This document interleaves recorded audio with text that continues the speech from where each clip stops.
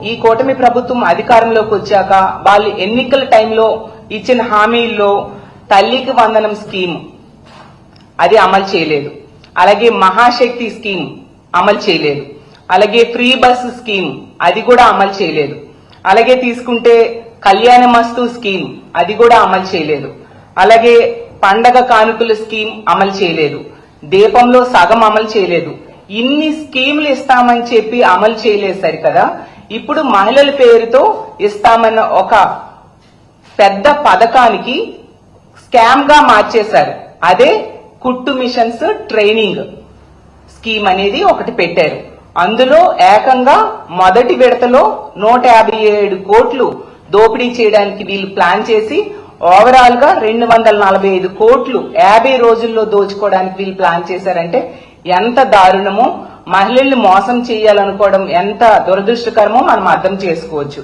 ఈ రోజు ఒక్క మహిళల్లో ఈ వర్గం ఆ వర్గం అని లేదు.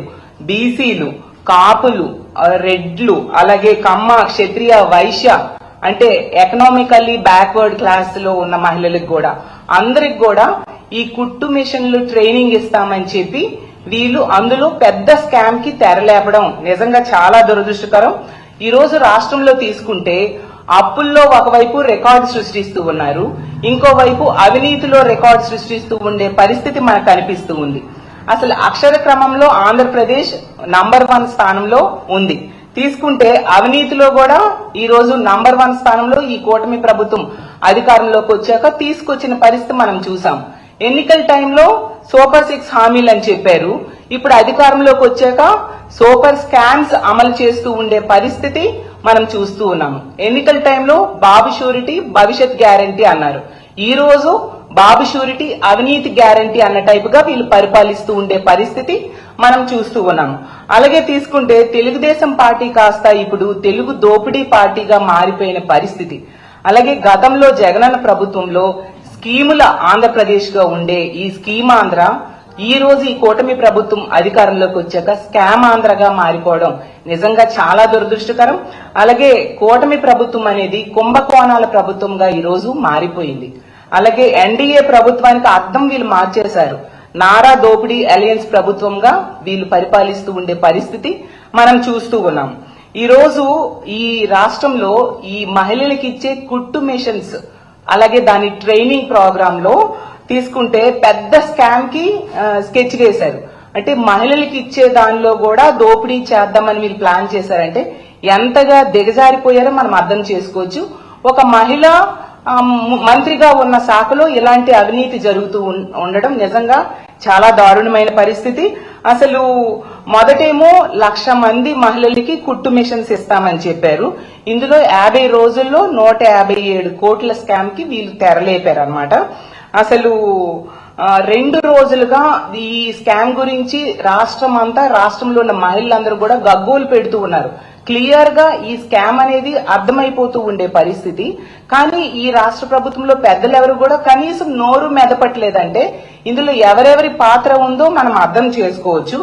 అసలు ఈ స్కీమ్ అనేది మహిళా దినోత్సవం రోజు ముఖ్యమంత్రి గారు లాంచ్ చేయడం జరిగింది.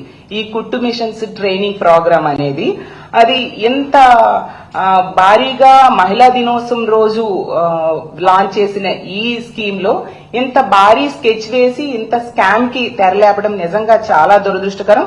గతంలో జగనన్న పాలనలో తీసుకుంటే మనం చూసాం ఈ బీసీ మహిళల కోసం ఆసరా ఇచ్చేవారు, చేయూత ఇచ్చేవారు, అలాగే 0 వడ్డీ అమ్మఒడి పథకం అమలయ్యేది. అలాగే మహిళల కోసం ఇళ్ల పట్టాలు ఇచ్చేవారు, ఇల్లు నిర్మాణం చేసి ఇచ్చారు.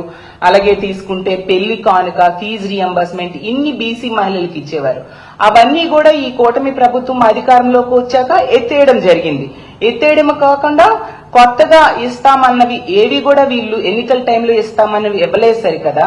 ఈ మహిళల ట్రైనింగ్ కుట్టు మిషన్ల ట్రైనింగ్ లో ఎంత స్కామ్ చేయడం అంటే నిజంగా వీళ్ళు ఎంత మహిళా వ్యతిరేక ప్రభుత్వమో మనం అర్థం చేసుకోవచ్చు. అలాగే అప్పుడు గతంలో జగనన్న ప్రభుత్వంలో ఈ ఈబీసీ నేస్తమని ఎకనామికల్లీ బ్యాక్వర్డ్ క్లాసెస్ కోసం ఒక పథకం పెట్టి వాళ్ళకి ఆర్థికంగా తోడ్పాటును అందించి వాళ్ళకి స్వయం ఉపాధి అవకాశాలను ఆ రోజు జగన్మోహన్ రెడ్డి గారు కల్పించడం జరిగింది. ఈ రోజు తీసుకుంటే ఆ పథకాన్ని ఎత్తేసారు సరికదా, ఆ మహిళలకు ఇచ్చే ఈ కుట్టు మిషన్స్ అలాగే ట్రైనింగ్ ప్రోగ్రామ్ లో ఇంత భారీ స్కామ్ కి తెరలోపడం అంటే నిజంగా ఎంత మోసం చేయడం మహిళలకి మనం అర్థం చేసుకోవచ్చు. అలాగే తీసుకుంటే గతంలో జగన్మోహన్ రెడ్డి గారి ప్రభుత్వంలో కాపు నేస్తం అని చెప్పి కాపు మహిళల కోసం ఆ పథకాన్ని అమలు చేసి వాళ్ళకి ఎంతగానో తోడ్పాటును అందించడం జరిగింది. మరి ఈ కూటమి ప్రభుత్వం అధికారంలోకి వచ్చింది కదా, చంద్రబాబు నాయుడు గారైనా పవన్ కళ్యాణ్ గారు గాని ఈ కాపు మహిళల కోసం ఒక ఉపాధి అవకాశాన్నైనా లేక ఒక పథకాన్నైనా ఇచ్చారా అని నేను అడుగుతూ ఉన్నాను. ఇవ్వలేదు సరికదా. ఆ కాపు మహిళలకి ఇచ్చే ఈ ట్రైనింగ్ కుట్టు మిషన్స్ ట్రైనింగ్ ప్రోగ్రామ్ లో కూడా ఇలాంటి భారీ అవినీతికి పాల్పడాలని వీళ్ళు ప్రయత్నిస్తూ ఉన్నారంటే ఎంత దారుణమో, ఎంత దారుణంగా మహిళల్ని వీళ్ళు మోసం చేయడానికి పూనుకున్నారో మనం అర్థం చేసుకోవచ్చు.